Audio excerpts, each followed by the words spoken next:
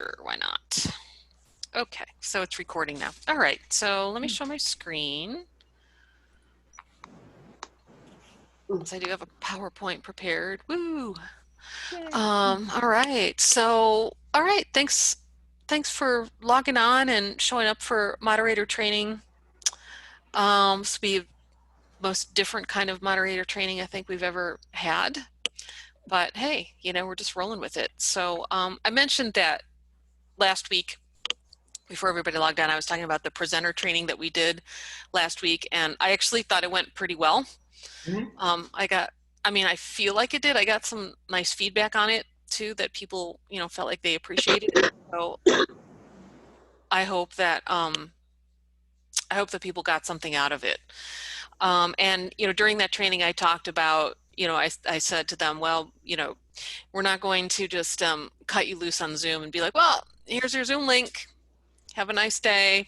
Good luck to you. You know, I told them we were going to have,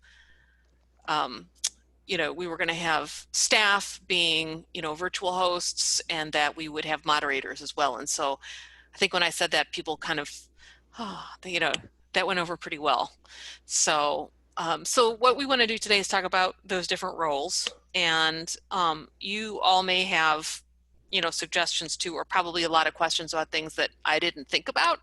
So, you know, feel free to just jump in and say, what about this? Or well, maybe we should think about doing this. I'm open to it. So, but what I wanted to do was to just roll through some of the slides that I showed to the presenters, so you know kind of what was said to them and what their expectations are. Does that seem like maybe a good place to start? And I don't have to go through it in excruciating detail. I just want to give you an idea of what all was covered there, and so what they're going to be expecting. So, all right. Oh, I want to take a poll because I want to play with that. And also, you know, we'll talk about using polls and tools and things like that a little bit later, because I certainly did encourage people to use them. So as moderators, you're going to want to be prepared for doing this. And some of you may be real comfortable with this and some of you may not be. But so I launched a little poll here just for fun. And let me know how you feel about Zoom.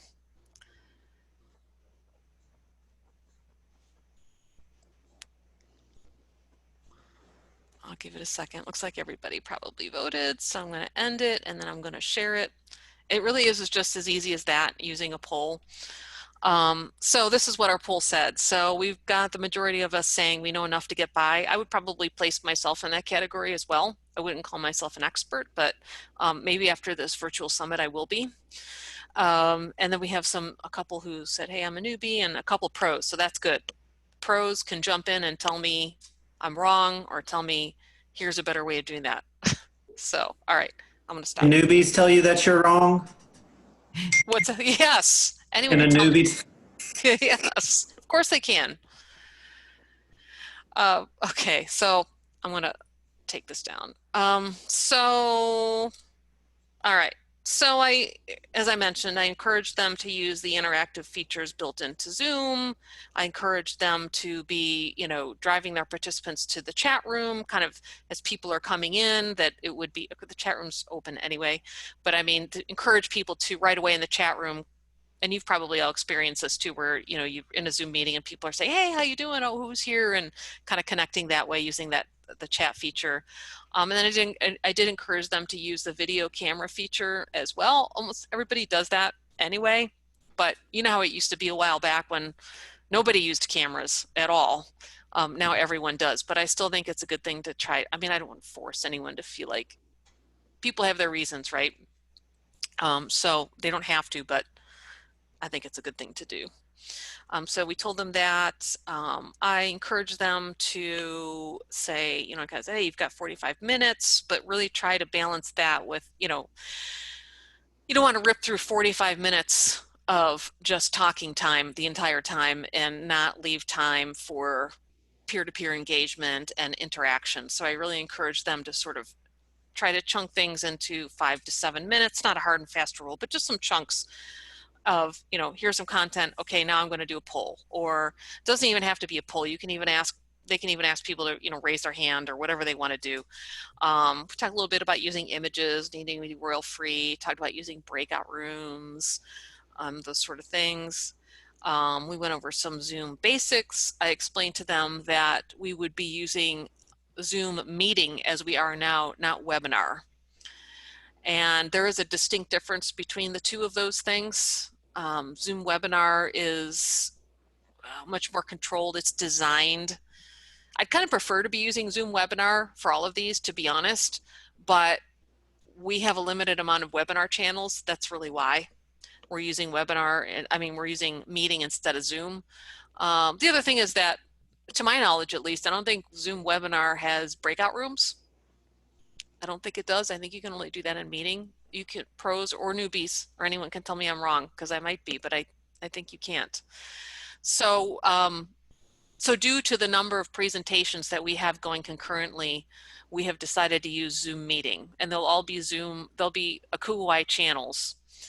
And what we're going to try to do is, once we get all the staff hosts and moderators defined, is we can assign co-hosts to that, and that will give those moderators more ability. Like you, the moderator, can do a poll if they want to, and those will all be things, I think, as moderators are talking with their groups, with their presenters, they'll figure out like who's going to do what in the lineup. We'll talk a little bit more about that in the coming slides here once I get to our stuff. So anyway, moving on. So poll functions, talked about breakout rooms. I talked about how, I know we talked about this a while ago, but the actual engine behind the virtual summit is really going to be in Canvas. I mean, there's Zoom links, but the way people log in and get access to the Zoom links and all of the other content that's happening at the summit is going to be inside Canvas. That's our virtual, that's our learning management system. I know some of you have Canvas, so you know what that is, some of you don't. And that has a feature in there. It has an actual, it's made for online courses. So they could have a quiz feature. If they wanted to quiz people on their learning objectives, or they wanted to just say, boy, in this presentation, I had these 3 things that I really wanted to make sure people got this concept. You could throw those things up on a quiz and put a link up there and let people go in and take that quiz at the end and see how you did. And I was just trying to kind of encourage people to do that, because I think it would be kind of a neat thing. I mean, I know as people love to do things like that, and take a little quiz and see, did I pass? Did I get it? And it gives you a little reward. You get a little confetti thing at the end. So I was trying to encourage people to use that. Not mandatory, just it's out there. So I encourage them to, on the day of, to arrive early and practice, and showing up at 1:58 before a 2 o'clock presentation probably isn't the best idea. I know some people like to roll like that, but that would make me really nervous. Ahead of time, test your audio and video. We're going to have a captioning service, a live captioning service, like a professional one, not just like the Google Slides one that kind of does a so-so job and says some questionable things. It's actual, like, people like actually typing, like there's a service you can get. We're going to do that. So know that that will be happening. And infomercials. So I know we talked about this in some of our other meetings, but we do have some of our corporate sponsors as part of their sponsorship. We've allowed them to, I haven't seen any of them yet, so I don't know how many are doing them, but we've allowed them to, when you watch a YouTube video and there's like 15, well, they seem like they last forever, but they're usually about 15, 30 seconds or so. It's like a commercial, just advertising their product or something like that, that you watch before you get to the video. We may have some of those that we're going to be adding to presentations on the front end. So we told people about that. I was kind of waiting to see what sort of reaction I got about it, to see if people would say, "Ooh," but nobody really said anything. So we'll see. Nevertheless, we're doing it. So things that they can do now, I encourage them, if they want to send a photo and bio, they don't have to, but we can put it up on our website, to add to the speaker information. I think it's kind of nice. People can see that ahead of time. Check your internet, make sure it's stable, because you know how that goes when it's not. Testing audio and video, I think I said that already. I encourage them to, we do have the listing on our website now. If you go to the main page, and then you go to educational events, and you go to the ACUHO Virtual Summit, And then under education sessions, there's a listing of all of the programs up there. So I encourage people to go to that and check all of their details. And they did, and I got a bunch of updates and feedback. And then we sent out another message earlier today. Erica sent one out that was like a general message. I don't know if you all got that, but it was like, hey, register for the virtual. Oh, okay. So I'm seeing some yeses and some nos. So I just got mine today. did you? Okay, yeah. And so it listed the programs in there, and then I got a bunch more. People looked at them again and said, nope, I don't see mine, or, you know, wrong time or something like that. So I went through and fixed all of those. So, but that would be another thing too, as we'll talk about a little bit later, when you meet with your group, to encourage them to look at that again, make sure I got it right, because information is flying in all over the place. All right, so we talked about meeting with your team. So Melissa, correct me if I'm wrong, but I think if you haven't already, I think we're asking, we probably haven't, because moderator, we haven't signed anybody up to specific teams yet. So right. And I said that I would put together sort of an email. I'm actually working on that now. As you're talking, I'm putting in what the questions would be you want to ask, and then the day of stuff. So this is all going to be in there okay. to just help. So as you're reaching out, it's all like, here's what you need to say to these folks or ask these folks about. Mm-hmm. And I have to send you an updated grid or something, because I just made a bunch of changes. And so yeah, I'll send that to you. I'm not quite sure what format I'll send it to you in, but it'll be something. So we'll figure it out. Okay, so these are just things that I kind of brainstorm, and Melissa might have some additions to this as well. But things that I was thinking of that you would talk with them about, and I kind of pulled these from when I've done a lot of webinars, and so when I'm meeting with a group ahead of time, these are the types of things that I work through with them. So you might think of some other ones, but the first thing is to ask them, you know, what are you going to do? Are you just going to, what's the flow of it? Are you just going to, is it going to be just slides and talking the whole time? Or are you going to stop and do polls? Or are you going to, some people like to stop in the middle and do questions, you know, so I ask about that. I think what we're going to do is we're going to set all the Zoom channels so that attendees will be muted when they come in.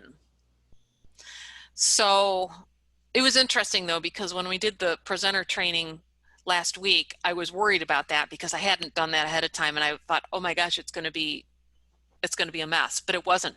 People know now when they get into that virtual room, they hit that mute button.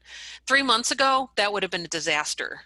Like, you wouldn't be able to hear, and I'd tell people to mute and they wouldn't, and there'd be doors opening and closing and stuff happening. That doesn't seem to happen anymore, but I think we are going to go ahead and just have that be the default. So I think we should tell people that. And then there is the opportunity to, depending on the size of the group that you have in there, I've done it this way before, where I'm in a, you know, Zoom meeting, I have them muted by default. And then when they want to ask a question, I just unmute them and let them ask the question instead of using the chat box.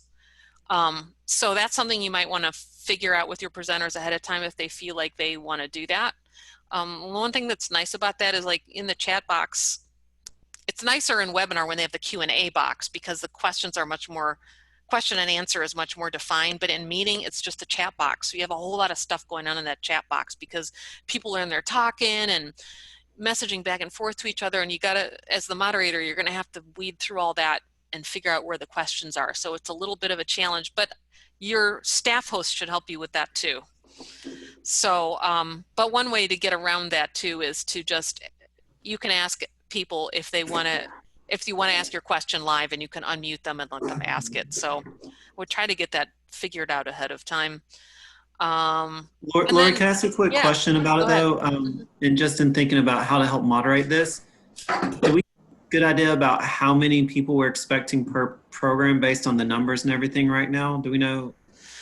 But I know it's an estimation because some people go to some over others. It just, I think that really plays a role in how you handle that part of it, and a question we'll get from the presenters.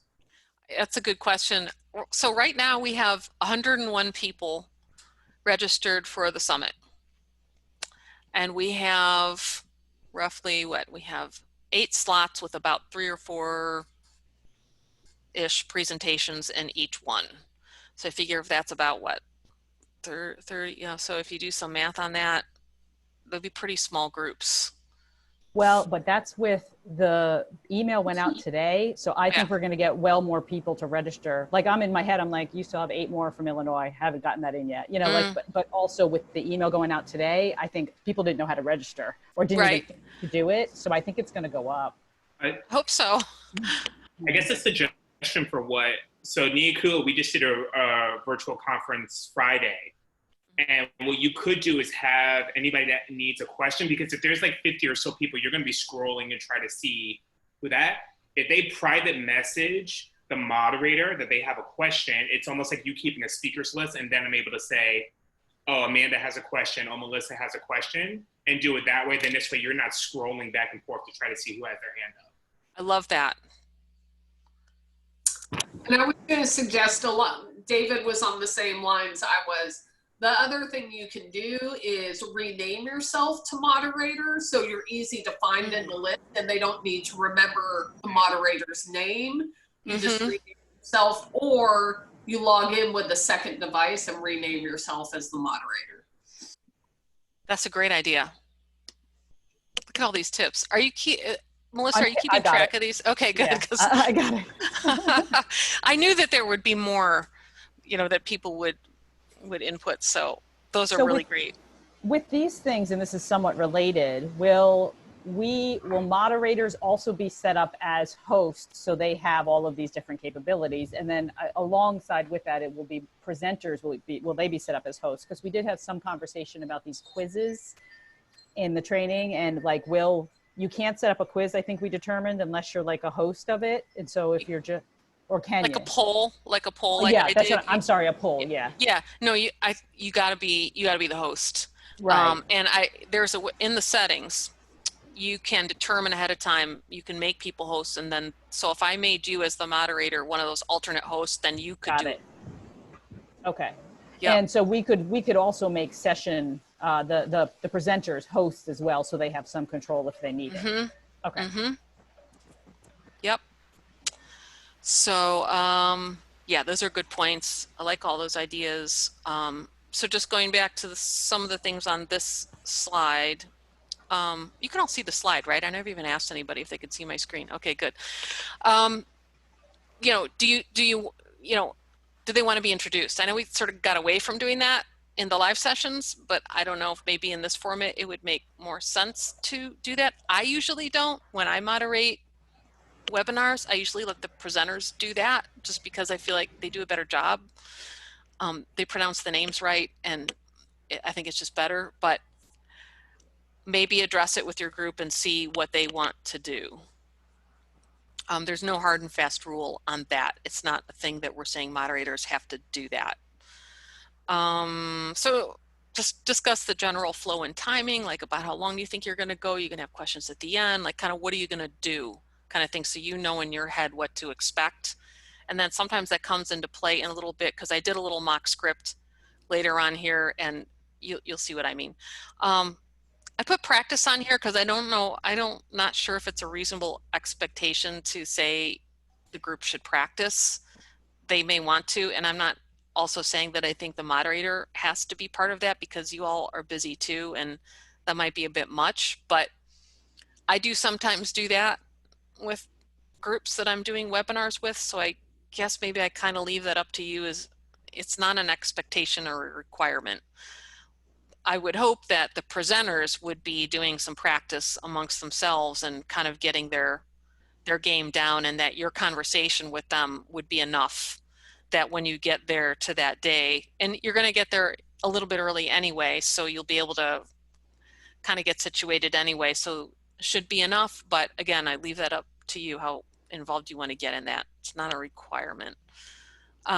We do have a presenter resource page now at this link, and I guess if I do that, I'm going to mess up the slideshow. I'll cut this out of here and I'll paste it into the chat when I'm done with the PowerPoint here. But if people are asking, like, are there like Zoom backgrounds? Like I have this Zoom background, or what about the PowerPoint template, or any of those things? We have a page with all that stuff on it now, and it also has the presenter training on it and some other things that people might want to see. So I'll chat that to you when we're done here. And then I guess make sure that some of you may have more than one that you're moderating. So just make sure you touch base with everybody. I mean, we definitely want to, I'll be working on this too, but we want to eliminate any kind of possibility of a no-show type situation, because that would not be good. So I guess just confirm, confirm, confirm, and we'll be doing this too. But if we have a couple groups of people doing it, I think we should be good. And that'll take away the panic and the terror when you're sitting there 2 minutes before your presentation, you got no presenters. I've done that before. It's not fun. Hey, Lori. So, yeah. Another question related is, for those of us that are presenting, would we be moderating ourselves? Does that make sense? Or given what a moderator has to do, does it make sense to have somebody else moderating that? I think you should have someone else moderate it for you so you don't have to worry about that. I think so, yeah, because you could be overwhelmed by the questions alone. So to have that person to sort of read off the questions, you know, that come in, if nothing else. Yeah, because I even feel like when I was doing the training on Thursday, like you guys were in the background handling the, like I was so into what I was doing that I just felt like I couldn't look at the chat box. I mean, I've done it before, but I'm personally not great at doing both of those. But yeah, I would recommend having a moderator. Two other questions that I just want to ask the question. Yep. Two other questions that I noted here that might not be a bad idea that I've got sort of on this email I've started is, sorry, there's like a storm brewing. If you have a copy of the presentation materials you'll be using that you can share with us in advance, we want to ask them that, because if they have some sort of technical issue on their end where they're unable to actually show their screen or something, then we, the moderator and the host, hopefully also have their PowerPoint or whatever it is, and they can display it as well. So they're not totally at a loss with that. And the other thing we're going to want to ask is, are you comfortable having your presentation recorded? And note along with that, you know, attendees were told that we'd have recorded sessions. We understand there might be some content that's sensitive. You know, we want to let folks know in advance if we can, if something is not going to be recorded. And we talked about this a little more at the meeting yesterday, but that we want to add that question in there too, I think. So we have that. Lori, with the quizzes, is that only you can set that up? Like if we gather from them, they want to do a quiz, they have to get all that information to you, right? Yeah, they just give me the questions and it's really easy to do in Canvas. And then I would just set up the really quick quiz and then I put the link in on the page with their presentation and people would just go there, click on it and take it. And yeah, cool. I'll be curious to see how many people decide to do that. So yeah, those are all good things. Those are really good things too. And should we give them a date by which they should have their PowerPoints to us? Kind of like maybe like that Friday before. Was that too late? Maybe the Thursday before. So if we did Thursday before, maybe they'll get it to us over the weekend, you know, and then we'll still have that Monday, like before the summit starts. Yeah. Okay. So wanted to go over the different roles. So we said that staff is going to be the virtual host, and then you'll be the moderator. So I wanted to go over sort of the distinction, and sometimes they kind of blend together, but I think they're kind of pretty distinct. So it's all going to be ACUHO staff, and we actually have it all sort of designated out in this really fancy, complex grid of what staff is doing what. So our job, the virtual host, will be to launch the meeting. Obviously, we have the links, so we'll virtual host. Like by the time moderators log in, host should have already been there. Have it open, they're there. So to launch it, kind of think of them as like a concierge type role, really assisting with technical issues. So they should be in the background watching the chat box, looking for anyone who's saying things like, boy, the sound is awful, I can't hear, or are the slides supposed to be advancing? Because they're not, you know, things like that you see in chat that people are having problems, or like, I don't see the poll, or, you know, helping with those kinds of things, so that the moderators can focus on the actual content of what's happening in the chat box. And then at the end, so when the session is over, you get a recording, obviously, of the session, like an auto recording, and it gives you a full written transcript of it too, like almost scarily. I don't know if you've ever seen that before, but it's like, whoa, it got everything.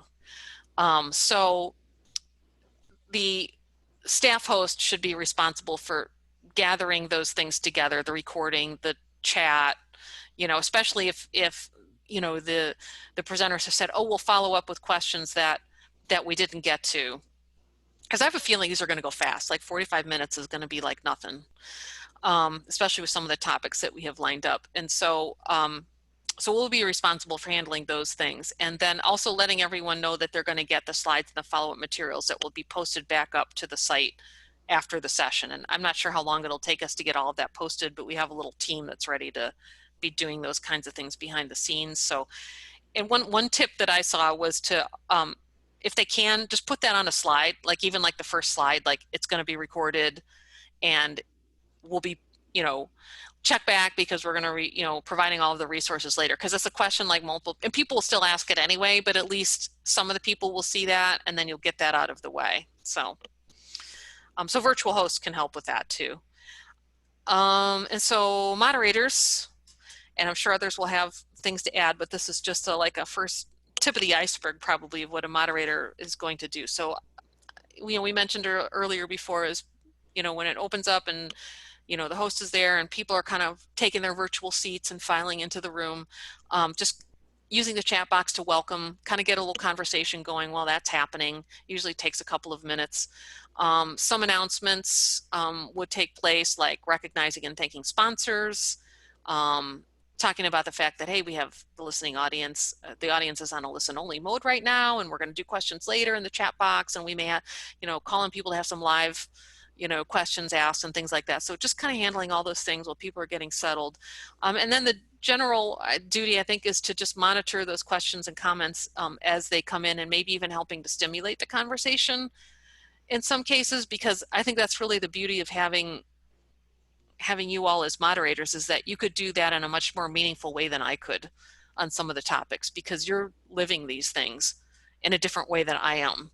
So I think there's that. I think there's maybe working with the speaker or some of the speakers, like if you have 3 different speakers, maybe message one of the other speakers that isn't talking and say, hey, you know, I'm seeing a lot of buzz about this. Maybe when you come on, you know, maybe you address that, or just trying to help them make sort of, I don't know if tailor's the right word, but making the content, I guess, as I'm saying, relevant to them as best you can. And it's kind of one of the things that's nice about this virtual sort of platform is you have a little bit more of an opportunity to do that than you would if you were just face to face in a room.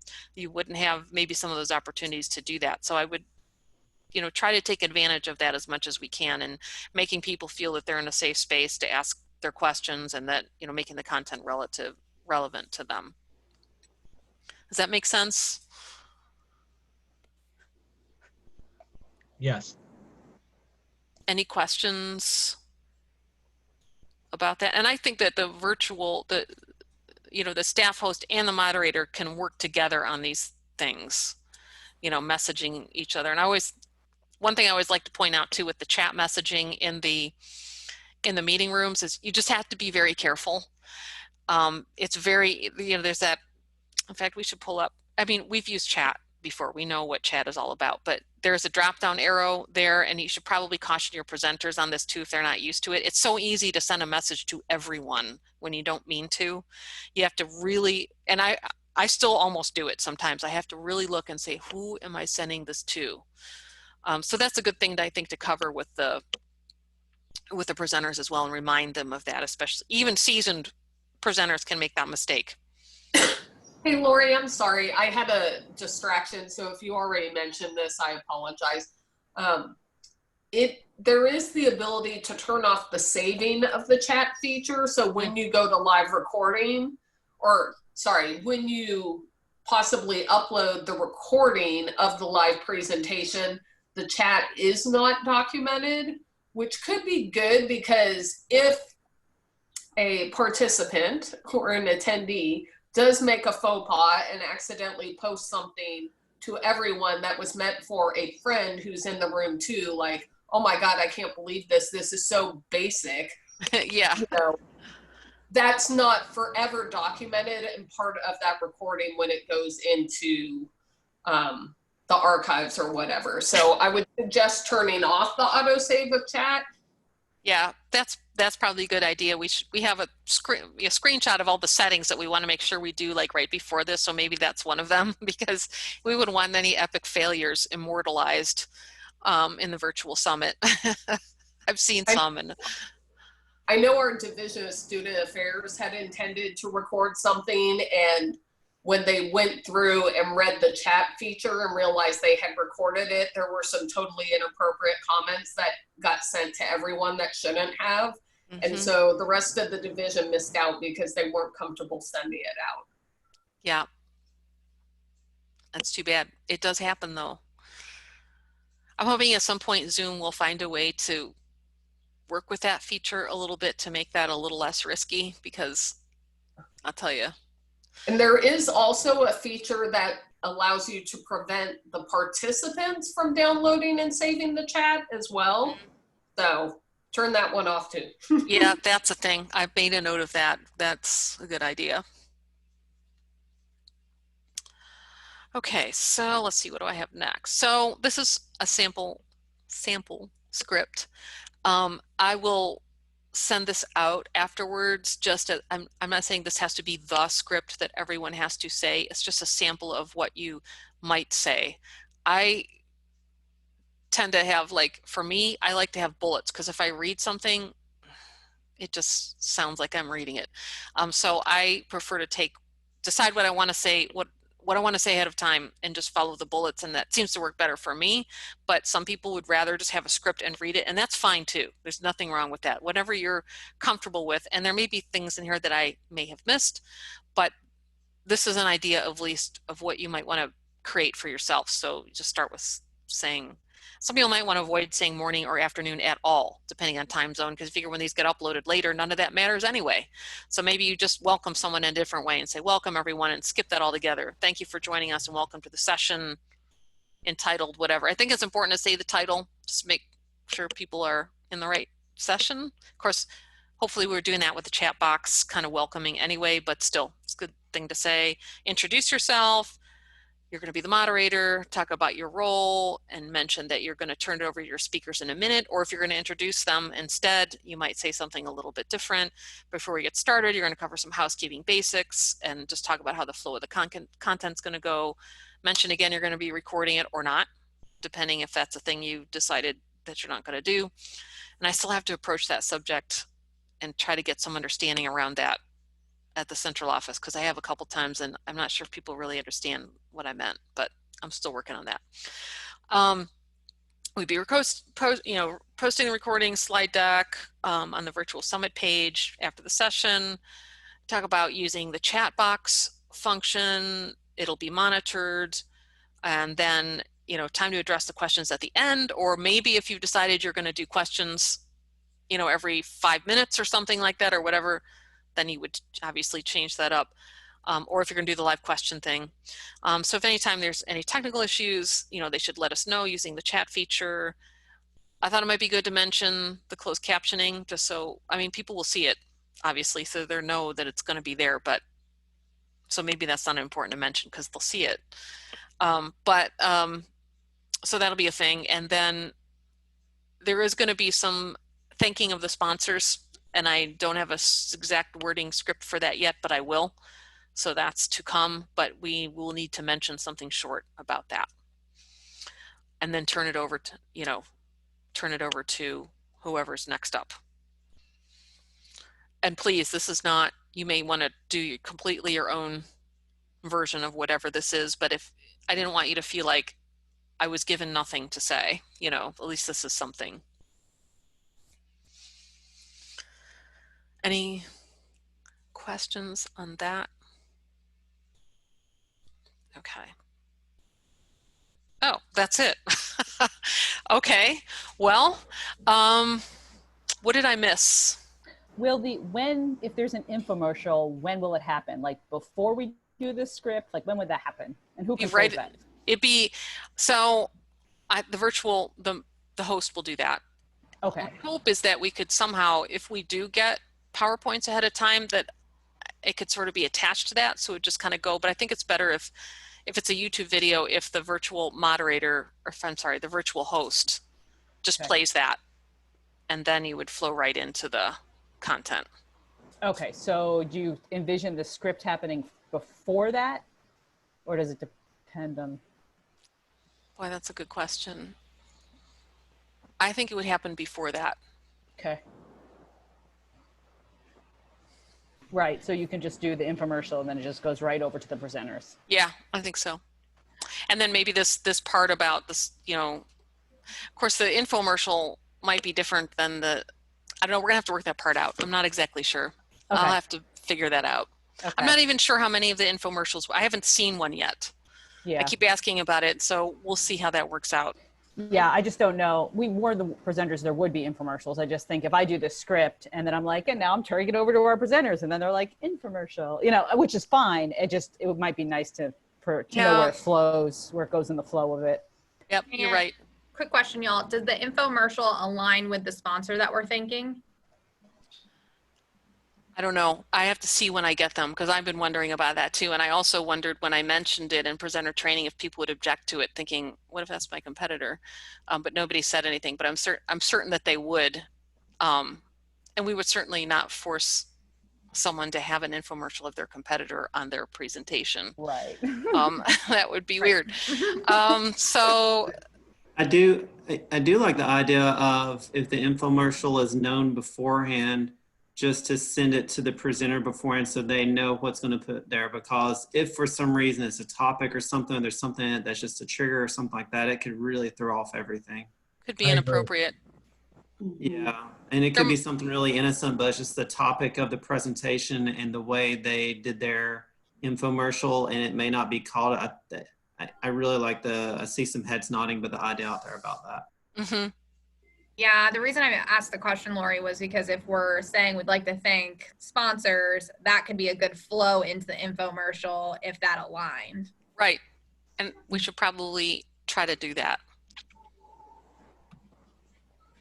So again, I'll be curious to see. I think I have a meeting with Allison later this week to say, okay, where are these infomercials? What are they? And what are we going to do with these? So we may not even get any. It's possible. It might just not happen. We'll see. So yeah, I've been wondering about that too. Other things. I'll scroll back up just to see if maybe there are other things that I may have missed. So Lori, just double checking, but it's still too late to do this live in Portland, right? We can't go back to that yet. It's never too late. Okay. Stuart, you can go to Portland if you want. We'll see you there. Just be sure to be there at 3 o'clock on Friday. Right. Get there on time. Don't miss that. So with this communication with the presenters, we had talked about having the host also as a part of that communication. What I'm preparing is kind of an email. So if Tanya signs up to facilitate this session, she can basically take the email and be like, dear, plop in your name, understand you're doing this presentation. Here's some questions we have for you in advance, you know, and here's some things for you to know. Have you checked out the presenter training? Put all that in one. She can send it off, hopefully have the host on there too. And then if they want to set up time to actually chat in person or whatever, but I'm just thinking in terms of time to make it as efficient as possible for our communication because of everyone's just so busy. So will the hosts, like, are you able to, you said all the ACUHO folks are already set up, like for what sessions they're going to host. So we'll be able to, could I potentially put that in the sign up that your host for this session, your ACUHO host for this session will be so-and-so? Yeah. Okay. So maybe you and I can chat about that tomorrow when we meet, and then we'll get the sign up with that info included. And that'll be helpful. Yeah. Cause we have all that. It'll just be a matter of me getting you the most updated grid. Right. Those staff hosts in it and the emails. Right. Yeah. Right. And if it changes, it changes. We'll just, you know, but it's, I'm sorry that I came in a little late. For the staff hosts, will they be in the entire time, or is it just at the beginning of it? Okay. Nope. they're going to be in there the entire time. So if there is some type of technology failure, as moderator, you all will already know about it, and we won't have to do anything. Yep. They should be working. I mean, that's one of their primary duties. Okay. I mean, in some instances with technical issues, there isn't much you can do, but sometimes there is. So your computer on and off. yeah, or your Wi-Fi is really bad, go plug in somewhere, or you need a headset, switch to your headset, or here's how to switch to a different audio device. Try this one. Or pay your internet bill. Yeah. Yeah. So yeah, there's that. I apologize if this was answered yesterday, and I am so sorry that I missed yesterday's meeting, but do we know how many we need to sign up to moderate? Just because I know I'm presenting once on one day and once on the next, and so I'm just trying to make sure strategically. What I told folks yesterday is it comes out to like 3.5. So what I'm going to do is encourage folks to sign up for 4. But like if you're in a situation where you're like presenting and then you're presenting, and so we're going to kind of aim for 4 each, and then, you know, based on schedule and things like that. And, you know, if for some reason, you know, we can't cover this with the committee, then that would be 4 out of the 8. So there's 8 total sort of session areas based on the numbers as they currently stand. And I don't know if all of the tentatives are going to come through as actual programs, so it might even be a little bit lower than that. So, thank you.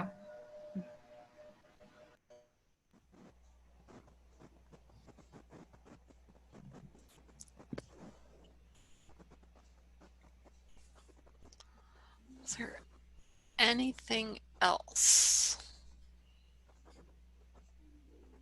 I'm gonna need Brandon to tilt the camera down and let me see that baby. Oh.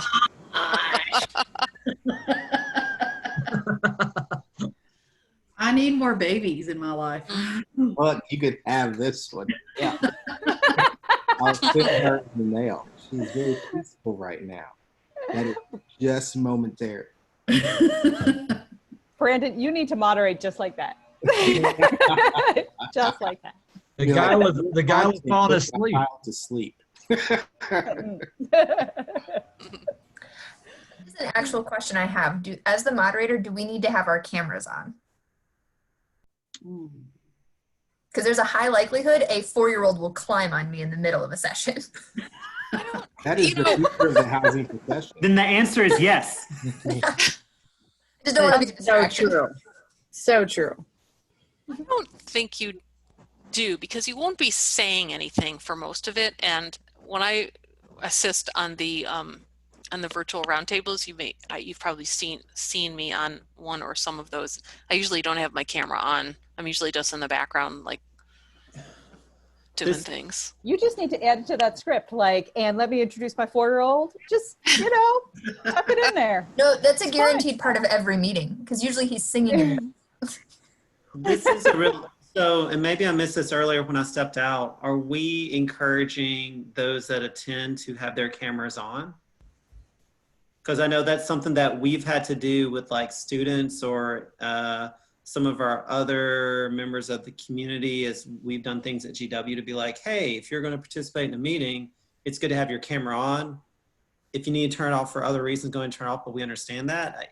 I don't know if what is part of the, not courtesy, but like, do we actually need to norm that expectation and talk about it? So I guess, Stuart, to your point, there was an article that came in that I know a number of us have been talking about, not on this call, but about the intrusiveness of telling folks to turn their cameras on when you are Skyping from home, because home is very different from the office. So I think if we were going to do that, you could say, hey, we invite you to turn your cameras on, but understand that this is being done in homes. If folks don't feel comfortable, totally fine, but we invite you to if you'd like.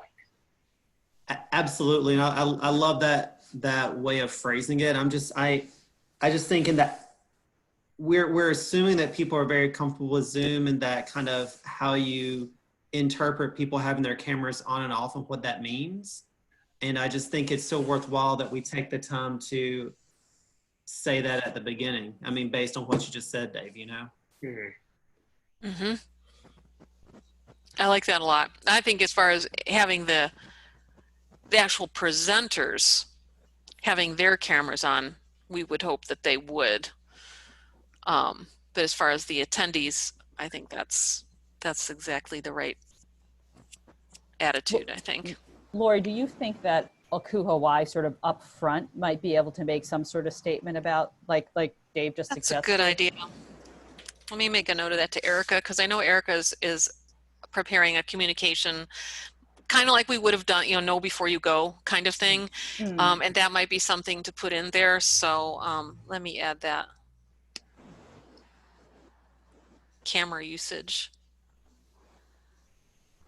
Well, and it can maybe even be worked into whatever remarks come at some point in the summit, because I'm sure that a Mary or one of the presidents will make some type of remarks about working from home and things like that. I mean, there may be other places where it just naturally flows to. Mm-hmm. Well, and it's a good statement in terms of showing support for families and, and this work from home situation. I mean, I think it can really be worked in that way. What I've been doing is, my wife told me that Benadryl also serves as a depressant. So we give our children Benadryl in the morning to make them sleep through the day. I don't know if it's healthy to do that for 4 months, but hasn't broken yet.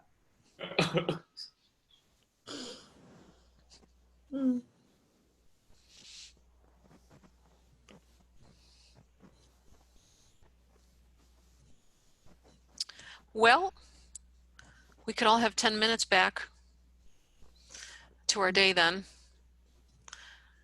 So if there is nothing else, if there's nothing else, oh, Stuart, then we'll go ahead and conclude for today, and we'll I'll send out. I was going to send out the link to the presenter resources. Let me just do that now, because I am going to forget to do that. I'm going to put it in chat. Thank you, Lori. And can you also send this video out to everybody once you're done recording and so forth? Yes, I definitely will. So Stuart can rewatch it because he was sleeping and Brandon was lounging with margaritas in the background. I wish I had margaritas in the background. All right, everyone. I appreciate it. I do. I know this is kind of a tall order. This is a lot right now. It really is. I mean, this is no small task between, meeting with everyone and having those conversations and then, moderating a couple sessions. It's a big deal. So we recognize that and appreciate it. I couldn't do it without you. I really couldn't. I don't know what I would be doing right now if I didn't have this group. I would be gnashing of teeth. Even me? Yes. Even you, Stuart. Thank you. Thank you, Lori. All right, everyone. Have a good one. Take care. Bye. Bye.